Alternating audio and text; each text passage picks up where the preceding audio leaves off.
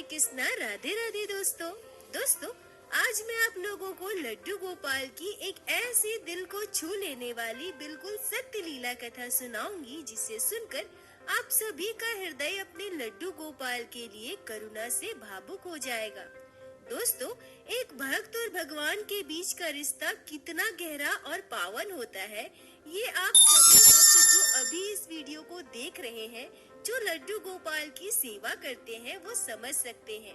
आप सभी के मन में आपके ठाकुर जी के प्रति अपार श्रद्धा और भक्ति है, पर दोस्तों, जाने अनजाने भक्त कई बार स्वार्थी बन जाता है, बस अपने बारे में सोचता है। कई बार तो ऐसा भी होता है कि भक्त यह सोच लेता है कि अभी मेरे पास समय नहीं है, या फिर मैं अभी ऐसी स्थिति में नहीं हूँ जो ठाकुर जी की सेवा कर सकूं, या मेरे पास लड्डू गोपाल को अपने घर पर विराजित करने के लिए उचित स्थान नहीं है, मेरे छोटे बच्चे हैं, या फिर मुझ पर ढेर सारी जिम्मेदारी है। इस वक्त मैं लड्डू गोपाल की सेवा नहीं कर सकती। और तो और सबसे बड़ा बहाना तो कई बार भक्त यह भी बना लेते हैं कि हमारी आर्थिक स्थिति ठीक नहीं है।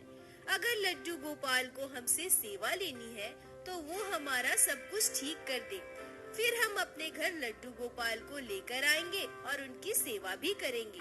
तो दोस्तों, मैं ऐसे भक्तों से सबसे पहले यह कहना चाहूंगी कि आप लोगों ने ठाकुर जी को समझ क्या रखा है। उनकी सेवा आप तभी करेंगे जब वो आपके जीवन से सारे दुखों को दूर कर देंगे, आपके सारे कष्टों से आपको बाहर निकाल देंगे। आप उन्हें तब अपने घर विराजित करेंगे। तो मैं ऐसे भक्तों से बस यही कहूंगी कि आपके साथ जो भी घटनाएं घट रही है, चाहे जैसी स्थिति है, अच्छी हो बुरी हो, सब आपके कर्मों का फल है। अगर आप अपने वर्तमान स्थिति में रहकर लड्डू गोपाल की सेवा नहीं कर पा रही है, तो आप यह कभी नहीं कह सकती कि आपके हालात सुधरने पर आप ठाकुर जी को अपने घर लेकर आएंगी और उनकी सेवा करेंगी। क्योंकि जो सच्चे भक्त होते हैं, वो हर एक परिस्थिति में अपने ठाकुर जी को अपने साथ लेकर चलते हैं। वो कभी भी हालात बदलने का इंतजार नहीं करते। और दोस्तों, इस विषय में मैं ज्यादा नहीं बोलूंगी, नहीं तो वीडियो बहुत ज्यादा लंबी हो जाएगी। मैं सीधा आज की लीला कथा पर आती हूँ। आज की यह घटना जब आप सुनोगे तो आपका हृदय लड्डू गोपाल के लिए तड़प उठेगा, क्योंकि कोई इंसान जो अपने आप को ठाकुर जी का भक्त मानता है, वो अपने लड्डू गोपाल के साथ इतना बुरा कैसे कर सकता है, ये सोचकर भी हम अपनी आंखों के आंसू नहीं रोक पाते हैं। दोस्तों, वीडियो को अंत तक जरूर देखिएगा। आशा करती हूँ आज की यह लीला कथा आपके हृदय को जरूर स्पर्श करेगी। आज की यह लीला कथा पश्चिम बंगाल में रहने वाली यमुना जी के साथ घटी है। यमुना जी कहती है कि पहले मुझे लड्डू गोपाल की सेवा के बारे में ज्यादा जानकारी नहीं था, न ही मैं बाल गोपाल के बारे में ज्यादा जानती थी। पर जब से मैं आपके चैनल पर लड्डू गोपाल की सत्य लीला कथाएं सुनने लगी हूँ, लड्डू गोपाल की वीडियो देखने लगी हूँ, तो मेरे मन में भी लड्डू गोपाल के लिए एक अलग सा लगाव उत्पन्न हुआ है। आपके चैनल के माध्यम से जब भक्त अपने साथ घटी लड्डू गोपाल की घटनाएं शेयर करते हैं, तो उसे सुनकर धीरे धीरे बाल गोपाल के प्रति मेरे मन में श्रद्धा भक्ति और गहरी होने लगी। और कुछ ही महीनों में मुझे ऐसा महसूस होने लगा कि मैं भी अपने घर लड्डू गोपाल को लेकर आऊं और उनकी सेवा करूं। यमुना जी कहती है कि मेरी एक 14 साल की बेटी है, जिसका नाम गौरी है। मेरी बेटी भी मेरे साथ आपके चैनल पर वीडियो देखा करती है, और वो भी मुझसे हमेशा यही कहती है कि मम्मी, हम भी अपने घर एक लड्डू गोपाल लेकर आते हैं ना, हम उनकी सेवा करेंगे। मैं और मेरी बेटी दोनों बड़े ही दिल से चाहते हैं कि हमारे घर लड्डू गोपाल आ जाए, पर पता नहीं बाल गोपाल हमारे घर शायद अभी आना ही नहीं चाहते हैं। शायद हमारी किस्मत में उनकी सेवा पाना इतना आसान नहीं था, इसलिए हमें उनकी सेवा नहीं मिल रही थी। यमुना जी कहती है कि हम जहाँ रहते हैं, यहाँ हमारा किराए का मकान है। हमारे आसपास के सभी पड़ोसी अधिकतर सभी किराए पर ही रहते हैं, और सभी कोई न कोई कंपनी में जॉब करते हैं। और सबसे आश्चर्य की बात तो यह है कि लगभग सबके घर लड्डू गोपाल विराजित है। सभी लड्डू गोपाल की सेवा बड़े ही प्यार से और जतन से करते हैं। मैं जब भी किसी के घर लड्डू गोपाल की सेवा होते देखती थी, तो मेरा मन और भी व्याकुल हो जाता था। मन करता था कि मैं अभी बाजार जाऊं और लड्डू गोपाल को लेकर आऊं। यह बातें हमेशा मेरे दिमाग में चला करती थी, पर हम जैसा सोचते हैं हमेशा वैसा नहीं हो पाता है। अचानक एक दिन मेरे मन में ख्याल आया कि यहाँ लगभग सभी के घर लड्डू गोपाल विराजित है, पर जिनके घर हम किराए पर रहते हैं हमारे मकान मालकिन हमारी मकान मालकिन दीदी, वो लड्डू गोपाल की सेवा क्यों नहीं करती? उनके घर लड्डू गोपाल क्यों नहीं है? मेरे मन में यह सवाल आते ही मैं अंदर से बेचैन हो गई और मैं एक दिन हमारे मकान मालकिन दीदी से पूछ ली, दीदी यहाँ तो लगभग सभी के घर लड्डू गोपाल विराजित है, आपके घर लड्डू गोपाल क्यों नहीं है? आप उनकी सेवा क्यों नहीं करती? मेरी बात सुनते ही मकान मालकिन दीदी हमसे कहती है कि लड्डू गोपाल वो तो हमारे घर पिछले 12 साल पहले ही आ चुके हैं, पर मैं उनकी सेवा नहीं करती, मैं उन्हें शोकेस में बंद करके रखी हूँ। यमुना जी कहती है कि भाभी के मुंह से यह बात सुनकर मैं तो दंग रह गई। शोकेस में बंद कर रखा है? भाभी आपने लड्डू गोपाल को शोकेस में बंद कर दिया है, पर आपने ऐसा क्यों किया? यमुना जी कहती है कि भाभी मुझे पूरी बात इतनी आसानी से बता रही थी जैसे लड्डू गोपाल को शोकेस में बंद रखना उन्हें बिल्कुल भी गलत नहीं लगता। अगर उन्हें गलत लगता तो क्या वो लड्डू गोपाल को शोकेस में बंद करके रखती? खैर भाभी मुझसे कहती है कि अरे मैं तुम्हें क्या बताऊं, किसी ने मुझे 12 साल पहले ही लड्डू गोपाल गिफ्ट स्वरूप दिया था, पर मुझे पता है मैं उनकी सेवा नहीं कर पाऊंगी, इसलिए मैंने आज तक उनकी प्राण प्रतिष्ठा नहीं की है। और अगर प्राण प्रतिष्ठा ना करूं, तो उनकी पूजा करने की, उनकी सेवा करने की भी जरूरत नहीं है। मैं लड्डू गोपाल को उसी अवस्था में शोकेस में बंद करके रख दी हूँ। यमुना जी कहती है कि भाभी की बात मुझे बहुत बुरी लगी। लड्डू गोपाल वर्षों से शोकेस में बंद है, भाभी ऐसा कैसे कर सकती है? और मैंने तो आपकी ही वीडियो में सुना था कि लड्डू गोपाल जब हमारे घर आते हैं तो उनमें स्वतः ही प्राण प्रतिष्ठा हो जाती है। लड्डू गोपाल को कभी भी प्राण प्रतिष्ठा करने की भी आवश्यकता नहीं होती। फिर भाभी 12 सालों से लड्डू गोपाल को शोकेस में बंद कर रखी है। यमुना जी कहती है कि अब मुझसे रहा नहीं गया। मैंने भाभी से कह दिया कि भाभी आप लड्डू गोपाल की सेवा क्यों नहीं कर सकती है? सभी तो लड्डू गोपाल की सेवा करते हैं ना। लड्डू गोपाल की सेवा करना बिल्कुल भी कठिन नहीं है, मैं वीडियो में भी देखा करती हूँ। और हमारे आसपास तो सभी के घर लड्डू गोपाल विराजित है, सभी के घर उनकी सेवा होती है। तो भाभी मुझसे कहती है कि नहीं नहीं, लड्डू गोपाल की सेवा करना बहुत कठिन होता है। और मेरे लिए सबसे मुश्किल की बात तो यह है कि जब उन दिनों में मैं बाल गोपाल को स्पर्श नहीं कर पाऊंगी तो उनकी सेवा कौन करेगा? मैं तो अपने घर के मंदिर के अन्य चित्रपट को भी स्पर्श नहीं करती, और लड्डू गोपाल को रखूंगी तो उन्हें मैं कैसे स्पर्श करूंगी? लड्डू गोपाल को घर में विराजित करने के बाद तो हम उन्हें भूखा नहीं रख सकते हैं ना, उनकी सेवा तो करनी ही पड़ेगी। ये सब बहुत झमेले का काम होता है, इतना सब कुछ मुझसे नहीं हो पाएगा, इसलिए मैंने उन्हें शोकेस में ही बंद कर रखा है।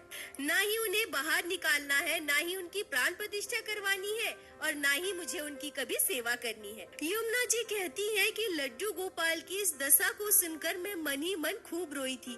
मैं सोच रही थी कि मैं लड्डू गोपाल को अपने घर लाना चाहती हूँ, उनकी सेवा करना चाहती हूँ, और लड्डू गोपाल मुझ पर कृपा ही नहीं कर रहे हैं। वो तो मेरे घर आना ही नहीं चाहते, और भाभी के घर लड्डू गोपाल है, फिर भी वो उनकी सेवा नहीं कर रही है।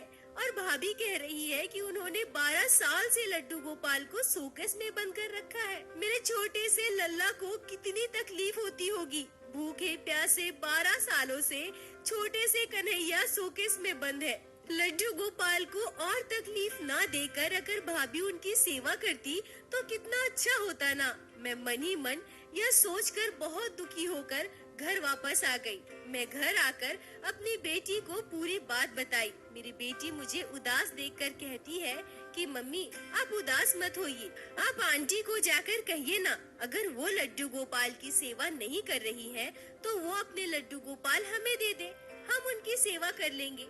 अपनी बेटी की बात सुनकर मैं बहुत खुश हो गई और मैं अपनी बेटी से कही कि तुम तो सही कह रही हो, मैं अभी भाभी के पास जाती हूँ और उनसे पूछती हूँ। यमुना जी कहती है कि मैं भाभी के घर जा ही रही थी कि तभी हमारे पड़ोस की एक दीदी हमारे घर आई।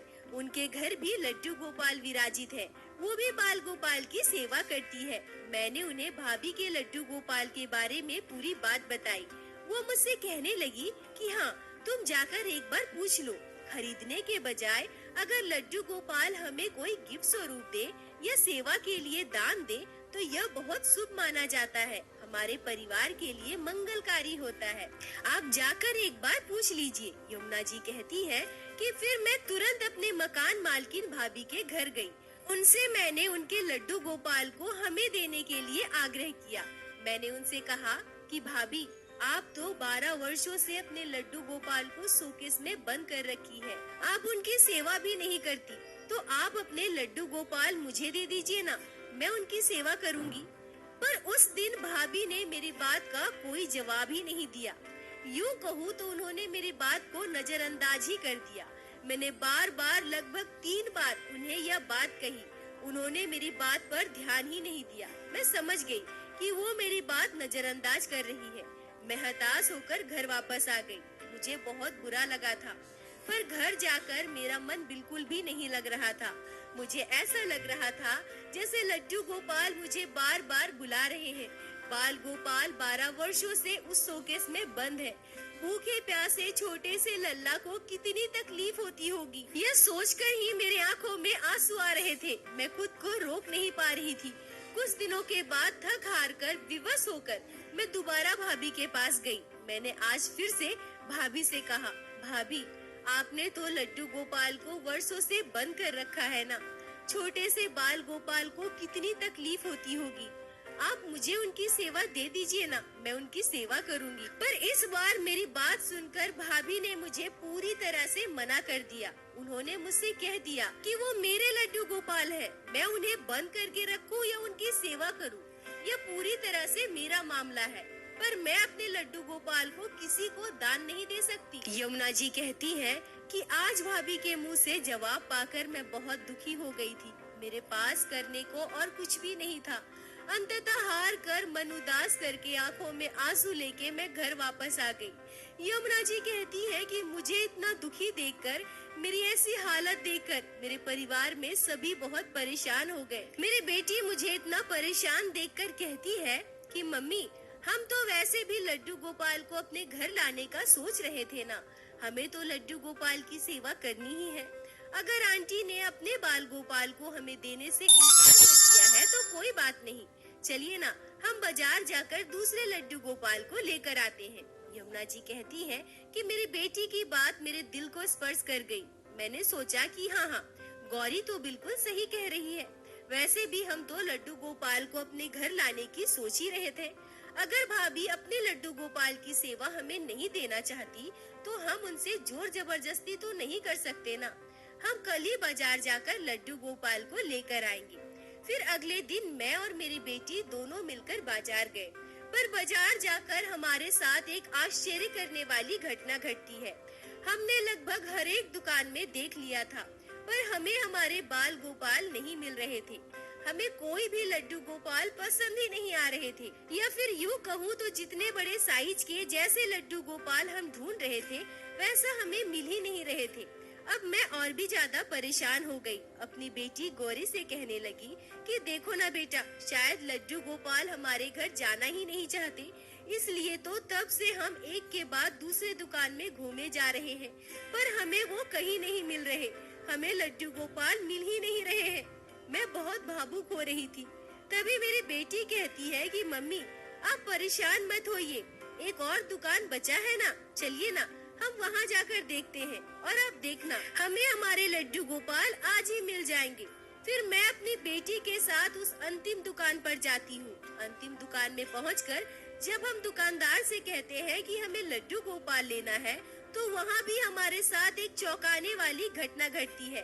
उस दुकान में मात्र एक ही लड्डू गोपाल थे। जब दुकान वाले भैया उस लड्डू गोपाल को मेरे हाथ में देते हैं, तब मैं क्या देखती हूँ कि उस लड्डू गोपाल के श्री विग्रह के आँख के पास एक निशान बना है, जिसे देखकर मेरा मन उदास हो जाता है। पर अगले ही पल मैं सोचती हूँ कि अगर मेरे पेट से जन्मे हुए बच्चे के चेहरे पर कोई निशान होता तो क्या मैं उसे छोड़ देती या क्या मैं उसे बाहर फेंक देती?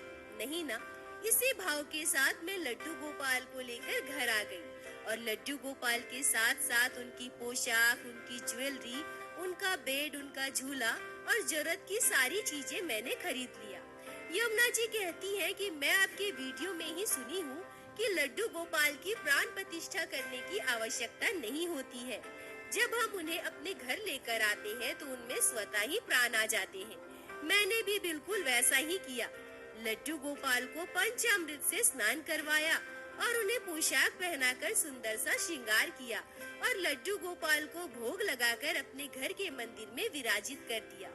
और उसी दिन से मैं हमारे घर में लड्डू गोपाल की सेवा करने लगी। लड्डू गोपाल के हमारे घर आने से हमारे घर में जैसे खुशियों की लहर दौड़ गई। हमारा पूरा परिवार बहुत खुश था। जैसे एक छोटे से शिशु के जन्म के बाद घर खिलखिला उठता है, ठीक उसी तरह से लड्डू गोपाल के हमारे घर आने के बाद हमारा पूरा परिवार खिलखिला उठा था। लड्डू गोपाल को हम प्रेम से केशु कहकर बुलाने लगे। केशु के हमारे घर आने के बाद हमारे आस पड़ोस की बहुत सारी महिलाएं हमारे घर केशु के दर्शन के लिए आ रही थी। सभी केशु को देखकर बहुत खुश थी। तभी अचानक से मेरे मन में यह बात आई कि क्यों ना मैं केशु के बारे में अपने मकान मालकिन भाभी को जाकर बताऊं, वो भी मेरे केशु के दर्शन के लिए आएंगी। मन में यह भाव आते ही मैं भाभी के पास गई और भाभी को मैंने केशु के बारे में बताया। मैंने लड्डू गोपाल की सेवा ली है। हमारे घर लड्डू गोपाल है और प्यार से हम उन्हें केशु कहकर पुकारते हैं। मेरी यह बात सुनकर भाभी बहुत खुश हो गई और खुशी खुशी मेरे साथ केशु के दर्शन के लिए हमारे घर आई। मेरे केशु को देखकर भाभी देखती ही रह गई। वो मुझसे कहने लगी कि तुम्हारा केशु कितना प्यारा है, देखो ना कितना सुंदर मुस्कुरा रहा है, कितना प्यारा स्वरूप है तुम्हारे केशु का। यह कहकर भाभी एक टूक मेरे केशु को निहारे जा रही थी। केशु को हमारे घर देखकर भाभी बहुत खुश थी। बस ऐसे ही दिन बीतने लगे। लड्डू गोपाल की सेवा हमारे घर बड़े ही प्रेम से होने लगी। यमुना जी कहती हैं कि लड्डू गोपाल को हमारे घर आए हुए लगभग 1 महीने बीत चुके थे। इसी बीच मेरे साथ एक आश्चर्य करने वाली घटना घटी। एक रात मैं गहरी नींद में सो रही थी। तभी मैं अचानक एक रोंगटे खड़े कर देने वाला सपना देखती हूँ। मैं अपने सपने में देखती हूँ कि मेरे लड्डू गोपाल हमारे घर के सिंहासन पर विराजित है और मैं अपने बाल गोपाल से बहुत दूर किसी शोकेस के पास खड़ी हूँ। तभी अचानक मैं क्या देखती हूँ कि उस शोकेस के अंदर से किसी के खटखटाने की आवाज आ रही है। ऐसा लग रहा है मानो अंदर से कोई जोर जोर से धक्का मार रहा है। मैं अपने सपने में ही चौंक जाती हूँ। मैं तुरंत शोकेस को खोलती हूँ और अंदर से लड्डू गोपाल का एक सुंदर सा विग्रह निकलता है। मैं उस विग्रह को लाकर अपने घर के मंदिर में अपने केशु के पास विराजित कर देती हूँ। लड्डू गोपाल का श्री विग्रह को बाहर निकालते ही मेरी आंखों में आंसू आ गए थे। मैं अपने सपने में और कुछ भी देख पाती, कुछ भी कर पाती, तभी मेरा सपना टूट जाता है। मैं उठकर बैठ जाती हूँ। मुझे समझने में जरा भी देर नहीं लगती कि शोकेस में बंद लड्डू गोपाल के सपने के पीछे का रहस्य क्या है। मैं मन ही मन ये निश्चय करती हूँ कि मैं तो अपने घर लड्डू गोपाल की सेवा कर ही रही हूँ, क्यों ना मैं एक बार फिर से जाकर भाभी से बात करूँ। अगर वो भी लड्डू गोपाल की सेवा करे तो कितना अच्छा होगा। मैं उनके लड्डू गोपाल को ऐसे और तकलीफ में नहीं देख पा रही थी। इस सपने के बाद मेरी हालत बहुत खराब हो गई थी। मैं चाहकर भी खुद को रोक नहीं पा रही थी। भूखे प्यासे 12 वर्षों से छोटे से लड्डू गोपाल उस शोकेस में बंद है और आज वो इस दशा में मेरे सपने में भी आए। मैं मन ही मन लड्डू गोपाल को याद करके रोते हुए हाथ जोड़कर उनसे कहती हूँ कि हे मेरे गोपाल, आप मुझे इस दशा में क्यों दर्शन दे रहे हैं? आपको तो पता ही है आप भाभी के घर बंद है। जब तक वो आपको बाहर ना निकाले मैं कैसे आपको बाहर निकाल सकती हूँ? मैं कैसे आपकी सेवा कर सकती हूँ? मैं दूसरों के घर से आपको कैसे बाहर निकालूं गोपाल? अब आप ही कोई चमत्कार करो।